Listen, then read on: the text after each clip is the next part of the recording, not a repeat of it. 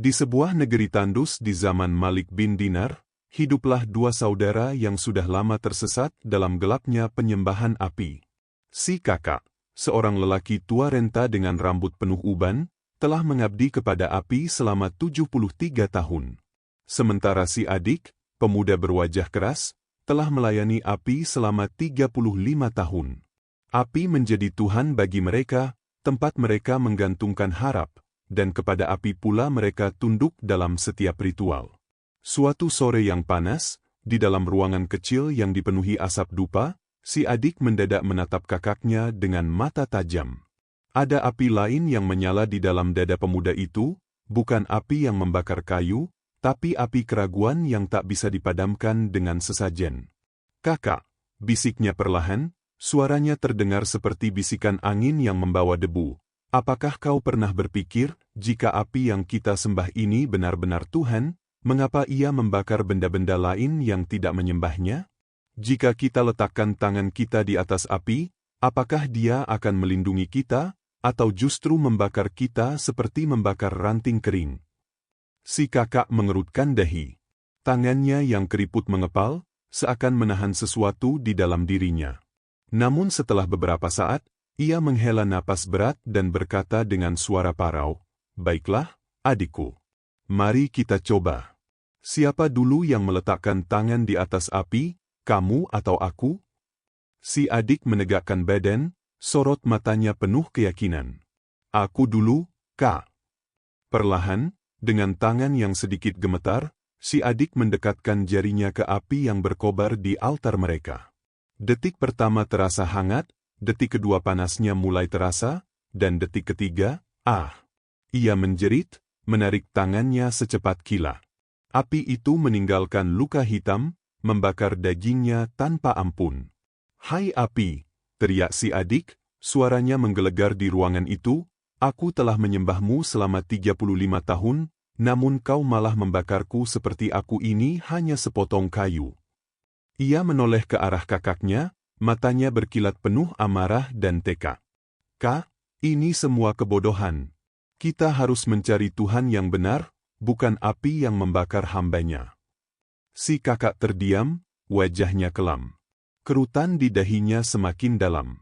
Tapi dalam hatinya, ada sesuatu yang bergolak. Api yang dulu ia puja, kini berubah menjadi musuh yang membakar.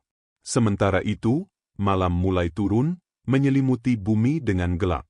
Di langit, bintang-bintang seolah menjadi saksi bisu atas pertentangan dua saudara yang sedang berdiri di ambang kebenaran. Mereka tahu, jalan di depan tidak akan mudah. Tapi di sudut hati si adik, ada satu harapan, mungkin, hanya mungkin, mereka masih punya kesempatan untuk kembali ke jalan yang benar. Malam itu, si adik duduk termenung di sudut rumah. Luka bakar di jarinya masih terasa perih, tapi di dalam hatinya, ada luka yang jauh lebih dalam.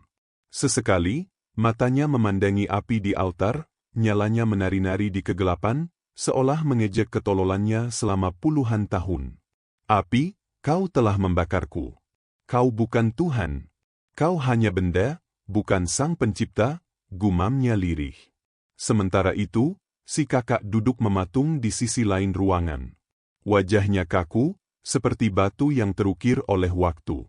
Tangannya yang keriput menggenggam erat rosario api, bibirnya bergetar menahan kegelisahan. Namun, dalam hatinya, kata-kata si adik terus bergema, kata-kata yang menusuk seperti pisau. "Kak, dengarkan aku." Suara si adik pelan, namun tajam, seperti bisikan yang menembus dada. "Kita sudah terlalu lama salah.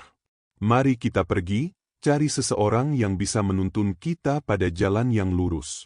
Aku dengar ada seorang lelaki mulia di Basrah, namanya Malik bin Dinar. Ia dikenal sebagai pembawa petunjuk bagi jiwa-jiwa yang tersesat." Si kakak terdiam. Matanya menerawang ke langit-langit rumah. Ingatan tentang masa mudanya, tentang semua ritual penyembahan api, tentang kehormatan yang dia banggakan selama puluhan tahun, semua berkelebat dalam pikirannya. Aku takut, Dik," suaranya parau, penuh beban. Bagaimana mungkin aku meninggalkan ajaran yang sudah mengalir dalam darahku selama 73 tahun? Keluarga kita akan mencela kita. Tetangga kita akan mencemooh kita. Apa kata dunia jika aku, yang selama ini menjadi panutan, tiba-tiba membuang keyakinan lama? Si adik mendekat, meletakkan tangannya di pundak si kakak. Suaranya lirih, penuh harap, "Kak, biarkan mereka mencela. Celaan itu akan hilang. Tapi kalau kita tetap menyembah api, kita akan celaka, bukan hanya di dunia, tapi juga di akhirat. Kita punya Tuhan yang Maha Esa, yang mengampuni dosa hamba-Nya walau bertahun-tahun bergelimang maksiat. Asal kita kembali padanya, Dia akan memaafkan meski dosa kita setinggi langit." Si kakak menarik napas dalam-dalam. Ia memejamkan mata. Hatinya bergolak, bimbang. Antara gengsi yang sudah mendarah daging, dan kebenaran yang kini mengetuk pintu hatinya. Beberapa detik yang terasa seperti seabad pun berlalu. Akhirnya, dengan suara berat, si kakak berkata, "Baiklah. Kita pergi ke Basrah. Kita cari Malik bin Dinar." Mata si adik berbinar. Hatinya berdegup keras. Mereka pun bersiap, meninggalkan rumah yang sudah lama menjadi tempat penyembahan api. Mereka melangkah menuju Basrah, menuju majelis Malik bin Dinar. Langkah mereka masih berat, namun di setiap langkah, ada harapan yang tumbuh. Mereka tidak tahu bahwa perjalanan ini akan menguji mereka. Tidak hanya api di altar yang akan mereka tinggalkan, tapi juga api di dalam hati yang akan menentukan nasib mereka kelak. Di kejauhan, malam semakin kelam. Angin gurun berhembus pelan, membawa bisikan takdir yang belum terungkap. Matahari sore menggantung rendah di langit Basrah ketika kedua bersaudara itu tiba. Langkah mereka gontai, penuh kelelahan, tapi wajah si adik tampak bersinar penuh harapan. Sementara itu, si kakak beberapa kali menoleh ke belakang, seolah ada bayang-bayang masa lalu yang mengejarnya. Di sebuah dataran luas, tampak ribuan orang duduk bersila mendengarkan nasihat Malik bin Dinar. Wajah mereka bercahaya, dada mereka lapang menerima petuah tentang kebenaran dan kehidupan. Suara Malik bin Dinar terdengar lantang namun penuh kelembutan, memancar di antara kerumunan, menyentuh hati setiap yang hadir. Lihatlah, betapa banyak yang datang mendengarkannya. Mereka mencari petunjuk, dan kita di sini untuk hal yang sama, bisik si adik dengan mata berkaca-kaca. Si kakak hanya mengangguk. Wajahnya menegang. Pandangannya beralih dari wajah-wajah jamaah ke Malik bin Dinar yang sedang berbicara dengan penuh wibawa, lalu kembali ke tanah di bawah kakinya. Ada perang yang sedang berlangsung di dalam dirinya, dan ia belum siap mengangkat bendera putih. Mereka duduk di pinggir kerumunan. Suara Malik bin Dinar menggema, "Wahai manusia, ketahuilah, dunia ini fana, semua yang kalian banggakan akan hilang. Harta kalian, pangkat kalian, bahkan keyakinan yang salah akan lenyap. Kembalilah kepada Allah yang Maha Esa, sebelum ajal menjemput kalian dalam keadaan sia-sia." Si adik mencengkeram lengan kakaknya. "Kak, ini kesempatan kita. Kita harus mendekat, kita harus bertanya, kita harus belajar, sebelum terlambat." Namun si kakak hanya menatap kosong. Peluh mengalir di pelipisnya. Dadanya sesak, seolah ribuan batu menindihnya. Tiba-tiba, kata-kata yang sudah lama terpendam di dalamnya pecah juga. Dengan suara pelan, nyaris berbisik, ia berkata, Aku tidak bisa. Aku tidak sanggup. Bagaimana mungkin aku, yang sudah 73 tahun menyembah api, kini harus mengakui bahwa aku salah? Apa kata keluarga kita? Apa kata para tetangga kita? Mereka akan menghinaku, aku akan jadi bahan tertawaan." Si adik tertegun. Ia menggenggam tangan kakaknya lebih erat. Mereka hanya manusia. Celaan mereka tidak akan kekal. Tapi azab Allah, itu selamanya. Tapi si kakak menggeleng pelan. Hatinya sudah tertutup. "Kau pergi sajalah, Dik. Aku tidak mau ikut. Aku akan tetap menyembah api. Aku lebih baik dicela oleh manusia, daripada kehilangan kehormatan yang aku bangun selama puluhan tahun." Si adik menatap kakaknya dengan mata basah. Hatinya hancur, tapi ia tahu tak bisa memaksa. Dengan suara yang gemetar, ia berkata, "Kalau begitu, pergilah dengan keyakinanmu, Kak, dan terimalah nasibmu. Aku akan tetap melangkah. Aku akan mencari kebenaran ini sampai akhir." Si kakak berdiri perlahan, langkahnya berat. Tanpa menoleh lagi, ia pergi meninggalkan adiknya. Si adik hanya bisa memandang punggung kakaknya yang semakin menjauh, hilang ditelan kerumunan. Air matanya menetes, jatuh membasahi tanah Bashrah. Tapi ia tahu, ini bukan akhir. Justru ini awal dari perjalanan barunya. Ia menarik napas dalam-dalam, menghapus air mata, dan melangkah maju mendekati majelis Malik bin Dinar. Bersama istri dan anak-anaknya, mereka duduk di barisan orang-orang yang haus akan ilmu dan kebenaran. Di hadapannya, si adik tahu, pintu itu terbuka. Pintu menuju rahmat Allah. Dan disinilah, segalanya akan bermula. Di tengah malam yang sunyi, ketika bintang-bintang bertaburan di langit Bashrah, si adik duduk termenung di sudut rumah kosong itu. Wajahnya tampak sayu, matanya basah oleh air mata yang jatuh tanpa ia sadari. Istrinya tidur di samping anak-anak mereka, yang lelap dalam rasa lapar yang masih membelit perut kecil mereka. Si adik memandang mereka dengan perasaan getir yang mencabik-cabik hatinya. Ia mengangkat tangannya, berdoa dalam diam, mengadu kepada Allah dengan suara hati yang begitu lirih, seolah ia tak ingin tangisnya mengganggu lelap keluarganya. "Ya Allah, aku hamba MU yang lemah. Aku telah tinggalkan penyembahan api dan berlari kepada MU. Aku serahkan semua kepada MU. Ya Allah, jangan biarkan aku mengkhianati janji yang telah kuteguhkan dalam hatiku." Angin malam berhembus lembut, seolah menjadi saksi bisu dari jeritan hatinya. Si adik mengusap air matanya, kemudian berdiri untuk melanjutkan sholat malamnya, hingga fajar menyingsing. Keesokan paginya, di pasar Bashrah, pemilik toko penukaran uang yang telah masuk Islam karena kisah si adik itu tengah duduk termenung. Ia teringat ucapan si adik tentang upah dari Malik, dan hatinya terusik. Ia berkata pada dirinya sendiri, "Jika ini benar dari Allah, maka aku ingin menyebarkan kabar gembira ini kepada orang-orang di pasar." Sementara itu, si adik kembali mencari pekerjaan. Ia menunduk dalam lelah, namun semangatnya untuk bertahan tetap menyala. Di sela pencariannya, seorang pria tua dengan wajah penuh wibawa mendekatinya. Pria itu berkata dengan suara tenang, "Wahai pemuda, aku mendengar tentang kesabaranmu dan tawakalmu kepada Allah. Ambillah ini sebagai amanah." Ia menyerahkan sebuah kantong kecil berisi beberapa keping emas dan berlalu tanpa meninggalkan nama. Si adik tertegun.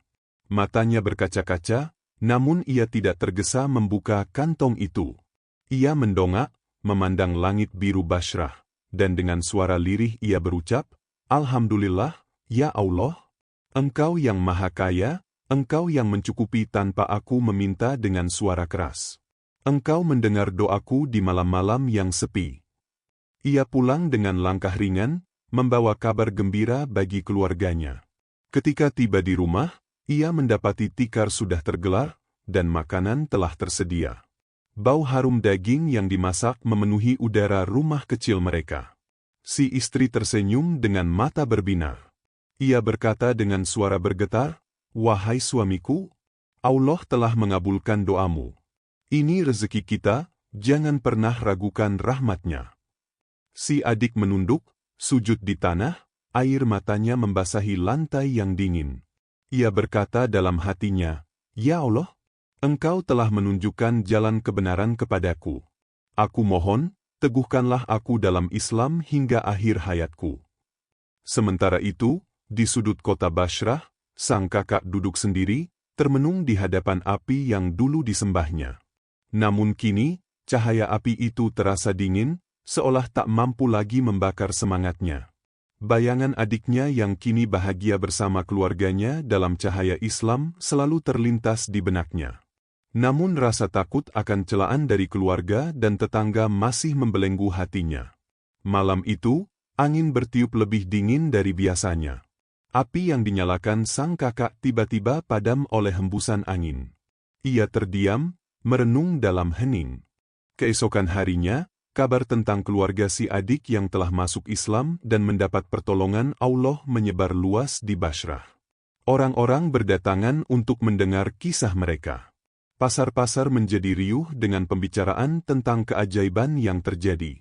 Si pemilik toko penukaran uang pun menjadi saksi hidup dari keberkahan yang datang pada hari Jumat itu. Namun sang kakak, yang mendengar kabar itu, hanya termenung di sudut rumahnya. Hatinya bergejolak, penuh penyesalan, namun ia tetap belum mampu melepaskan belenggu rasa takutnya akan celaan manusia. Ia duduk termenung di depan api yang semakin mengecil, bergumam pelan, andai aku ikut masuk Islam bersama adikku. Hari demi hari berlalu, sang kakak hidup dalam kesepian dan penyesalan yang semakin menghimpit. Sementara itu, si adik semakin teguh dalam keimanan, mendidik keluarganya dalam cahaya Islam, dan terus mengingatkan mereka untuk selalu bersyukur kepada Allah. Setiap malam Jumat, ia memimpin doa bersama keluarganya, memohon keberkahan dan ampunan kepada Allah dengan menyebut, Bihurmatil Jum'ah. Akhirnya, setelah beberapa bulan berlalu, sang kakak jatuh sakit. Dalam derita dan kesendiriannya, ia teringat wajah adiknya. Air mata menetes dari matanya. Ia berkata lirih kepada api yang selama ini ia sembah, apa yang bisa kau berikan padaku? Aku telah menghabiskan 73 tahun untukmu, dan kini aku hanya sendirian di sini. Dalam detik-detik akhir hidupnya, sang kakak mengangkat tangannya yang lemah ke langit, berbisik lirih, Ya Tuhan adikku, jika engkau mendengar aku, ampunilah aku telah salah, aku menyesal. Namun ajal telah menjemputnya. Sang kakak menghembuskan nafas terakhir dalam keadaan belum sempat mengucap syahadat. Api di hadapannya padam perlahan, meninggalkan abu dan kesunyian. Sementara itu, si adik sedang bersujud dalam solat malamnya. Tiba-tiba hatinya tergetar. Ia merasakan sebuah firasat, lalu mengangkat kepalanya dan berkata, Ya Allah, ampunilah saudaraku jika ia telah bertaubat di akhir hidupnya. Jangan biarkan ia celaka di akhirat. Tangisnya pecah di tengah malam yang hening. Ia memeluk istrinya, anak-anaknya, dan mereka semua menangis bersama, memohon rahmat Allah untuk keluarga mereka dan semua yang mereka cintai. Dalam kisah ini, kita belajar bahwa hidayah Allah adalah anugerah yang tak ternilai. Janganlah kita menunda untuk menerimanya, karena hidayah adalah cahaya yang bisa padam jika terus kita tolak. Kesabaran dalam menghadapi ujian adalah kunci menuju pertolongan Allah. Ketahuilah, siapa yang bertawakal dan berserah diri kepadanya, maka Allah akan mencukupkan kebutuhannya dengan cara yang tak terduga. Kita juga belajar bahwa jangan pernah takut terhadap celaan manusia dalam meniti jalan kebenaran. Ketaatan kepada Allah adalah kemuliaan, sementara menyembah selainnya hanya akan membawa penyesalan yang abadi. Kebaikan yang kita lakukan akan kembali kepada diri kita sendiri. Dan setiap perbuatan, sekecil apapun, akan mendapatkan balasannya di sisi Allah. Semoga kita semua senantiasa diberikan keteguhan iman, kesabaran dalam ujian, dan tidak menunda untuk menerima kebenaran. Semoga kita selalu diberi taufik dan hidayah hingga akhir hayat kita. Wassalamualaikum warahmatullahi wabarakatuh.